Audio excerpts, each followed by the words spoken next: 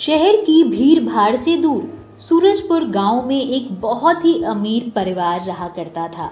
परिवार में विकास अपनी पत्नी सोनिया और बेटी संध्या के साथ रहा करता था। विकास एक बहुत बड़ी फैक्ट्री का मालिक था और साथ ही साथ विकास की बाहर शहर में भी कई फैक्ट्रियां चल रही थी। जबकि विकास की पत्नी यानी कि सोनिया गांव के पास वाले कॉलेज में प्रोफेसर थी।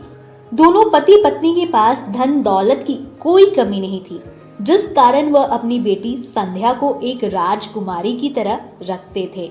विकास संध्या के बोलने से पहले ही उसकी सभी जरूरतों को पूरा कर दिया करता था।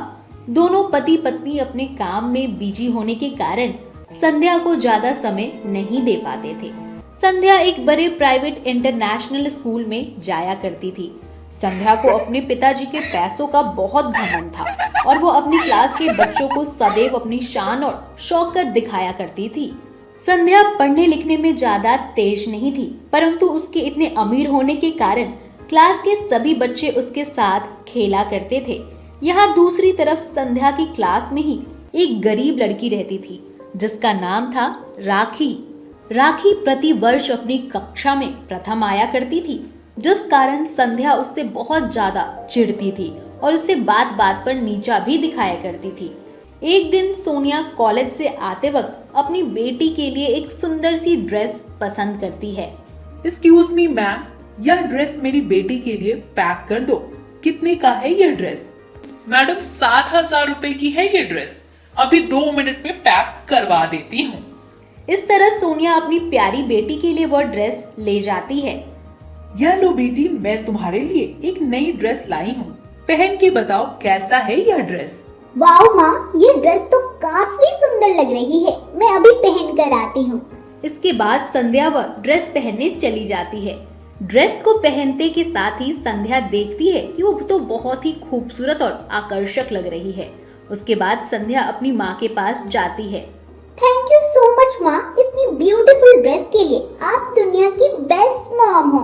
इस तरह संध्या को अपने माता पिता के दिए हुए ड्रेसेस और खिलौनों को देखकर अपने ऊपर बहुत अभिमान हो जाता है। तो वहीं दूसरी तरफ राखी एक गरीब परिवार से थी, जिसकी माँ लोगों के घरों में झाड़ू पोछा किया करती थी। राखी के पिताजी अपने खेतों में ही मजदूरी किया करते थे। इस तरह जैसे तैसे राखी का घर चल रहा था। राखी और संध्या का घर आस पड़ोस में था, जिस कारण संध्या राखी को चिढ़ाने के लिए उसके सामने अपने अच्छे अच्छे खिलौने से खेला करती थी। एक दिन की बात है। राखी, यह देखो, मेरे पिताजी दूर शहर से मेरे लिए साइकिल लाए हैं। ये पूरे 20,000 रुपए की है। साथ ही कहती है, यह साइकिल मेरे पापा ने मेरे लिए खास बनवाई है। ऐसी सुंदर साइकिल पूरे गांव में किसी के पास नहीं होगी। अगर तुम्हें इस साइकिल पर घूमना है तो तुम मुझसे मांग सकती हो, मैं मना नहीं करूंगी। थैंक यू संध्या, लाओ मुझे भी दो, मैं एक बार साइकिल चलाना चाहती हूँ। दूर हट जा, मैंने थोड़ा मजाक किया, क्या तू गले ही पड़ गई? तुम जैसे गरीबों के लिए साइकिल नहीं बनी है। ये ब्रांडेड महंगी साइकिल केवल मेरे जैसे अमीर लोगों के लिए है। तू चुपचाप अपनी मिट्टी के खिलौनों के साथ जाकर खेल। इस तरह संध्या राखी का मजाक बनाकर वहाँ से चली जाती है। इसी तरह दिन निकल रहे थे। एक दिन संध्या अपनी माँ के पास जाती है और कहती है, माँ, आपको तो याद ही होगा ना, मेरा जन्मदिन आने वाला है। इस बार आप मुझे जन्मदिन पर क्या गिफ्ट कर रहे हैं? मेरी प्यारी बेटी, तेरे पास किसी चीज की कमी है क्या? तू जो मांगेगी मैं तुझे वो दिला दूंगी। बताओ मेरी प्यारी बेटी को क्या चाहिए? हाँ माँ, आप सही कह रही हैं। इस बार मुझे आप एक सुंदर सा नेकलेस गिफ्ट कर देना, मैं अपने बर्थडे पर वही पहनूंगी। ओके बेटा, मैं अभी सबसे सुंदर और महंगा नेकलेस ऑनलाइन ऑर्डर कर देती हूँ। यह सुनकर संध्या बहुत खुश हो जाती है और खुश होकर अपने पिताजी के पास जाती है। गुड मॉर्निंग पापा, मेरा जन्मदिन आ रहा है, आप इस बार मुझे क्या गिफ्ट करोगे? अरे मेरी लाडली बेटी, इस बार तुम्हारे पिताजी ने तुम्हारे लिए कुछ स्पेशल सोचा है। अभी तुम उसे सरप्राइज ही रहने दो। ओके पापा, अब तो मुझसे अपने जन्मदिन का इंतजार ही नहीं हो रहा है। इस तरह अब संध्या से उसके बर्थडे का इंतजार नहीं हो रहा था और वह मन ही मन अपने बर्थडे की प्लानिंग कर रही होती है। संध्या और राखी का बर्थडे एक ही दिन था। इसी तरह राखी के माता पिता ने राखी को अपने पास बुलाया और कहा, मेरी प्यारी बेटी, तुम्हारा जन्मदिन आ रहा है। इस बार तुम्हें जन्मदिन पर क्या चाहिए? पिताजी, आपको मेरा जन्मदिन याद है? मैं तो भूल ही गई थी। पिताजी, मेरा स्कूल बैग फट गया है, कृपया आप मुझे एक नया स्कूल बैग दिला दीजिए ना। ठीक है बेटी, इस बार तुम्हारे जन्मदिन पर मैं तुम्हें नया स्कूल बैग दिला दूंगा। अगले दिन संध्या स्कूल में अपने सभी दोस्तों को अपने बर्थडे पार्टी के लिए इनवाइट कर देती है और उनके सामने बहुत बड़ी बड़ी प्लानिंग करती है। क्लास के सभी बच्चों, आप सभी मेरे बर्थडे पर इनवाइटेड हैं। मेरे पिताजी ने इस बार मेरे बर्थडे पर मेरे लिए खास इंतजाम किया है, परंतु हाँ, आप सभी को मेरे बर्थडे पर अच्छे अच्छे लहंगे पहनकर आना होगा। जिस किसी के पास लहंगा नहीं है वो मेरे बर्थडे में नहीं आएगा। इस तरह संध्या आज भी टोन मारकर राखी की गरीबी का मजाक बनाती है। इसी तरह दिन निकल रहे थे और आज जन्मदिन वाले दिन भी आ जाता है। राखी के माता पिता सुबह उठते ही उसको हैप्पी बर्थडे विश करते हैं। हैप्पी बर्थडे राखी, तुम्हारा दिन शुभ हो और तुम जिंदगी में खूब तरक्की हासिल करो। Thank you mummy papa. ये लो बेटा तुम्हारा नया स्कूल बैग। तभी राखी अपने माता पिता के साथ मंदिर में भगवान के दर्शन करने चली जाती है। वहीं दूसरी तरफ संध्या के पिताजी को कोई अर्जेंट काम की वजह से शहर चले जाना पड़ता है और उसकी माँ एक अर्जेंट मीटिंग होने की वजह से वो कॉलेज चली गई।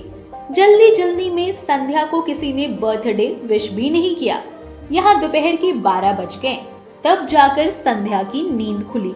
तभी वहाँ एक नौकरानी आती है और कहती है, मेम साहिब और मालिक दोनों अपने कामों से अर्जेंट बाहर गए हैं। मालिक कह रहे थे कि वो बाहर काम से जा रहे हैं और अपने आने में वो 2 दिन लग जाएंगे उन्हें।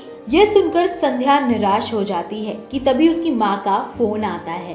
हैप्पी बर्थडे बेटा, मुझे विश करने में थोड़ी देरी हो गई। मुझे किसी अर्जेंट काम के सिलसिले से कॉलेज आना पड़ा।